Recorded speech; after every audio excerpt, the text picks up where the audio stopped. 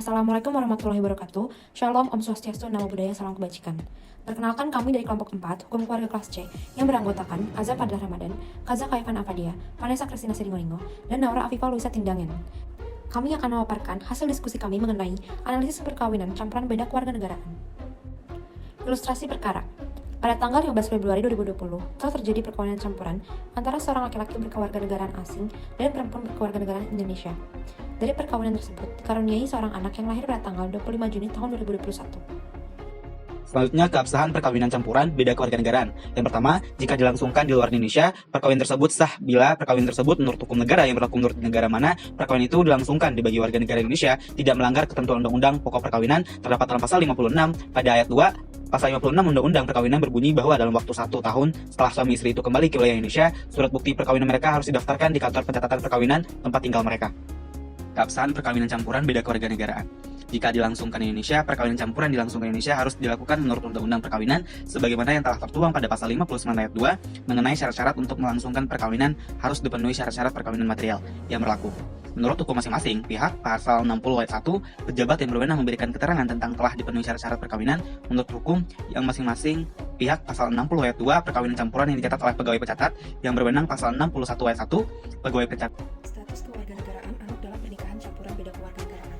Berdasarkan Undang-Undang Nomor 12 Tahun 2006 tentang Kewarganegaraan Indonesia, anak-anak yang lahir dari pasangan suami istri campuran yang terdaftar dan sah, maka secara otomatis memperoleh kewarganegaraan Indonesia dan diakui sebagai warga negara Indonesia.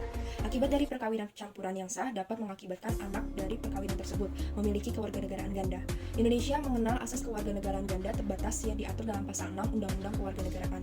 Anak dari hasil perkawinan campuran dapat memiliki lebih dari satu kewarganegaraan sampai umurnya mencapai 18 tahun atau belum kawin. Setelah umurnya mencapai 18 tahun atau sudah kawin, anak tersebut harus menyatakan memilih salah satu kewarganegaraan yang dianut.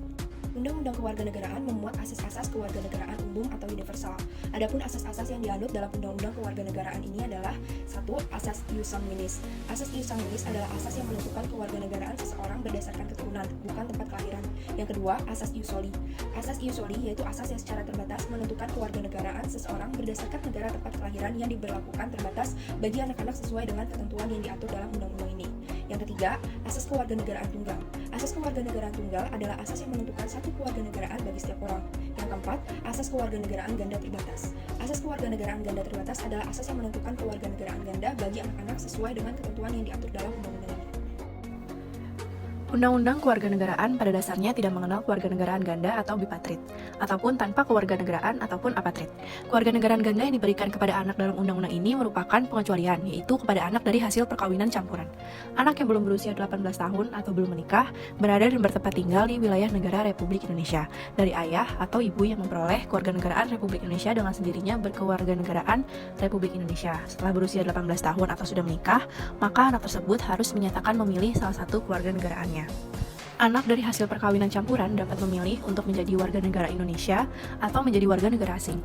Berdasarkan Peraturan Menkumham Nomor MHH 19 AH 1001 Tahun 2011 menegaskan bahwa pernyataan memilih kewarganegaraan dapat dilakukan bukan hanya di Kementerian Hukum dan HAM, tetapi juga di kantor-kantor wilayah keimigrasian yang tersebar di wilayah Indonesia.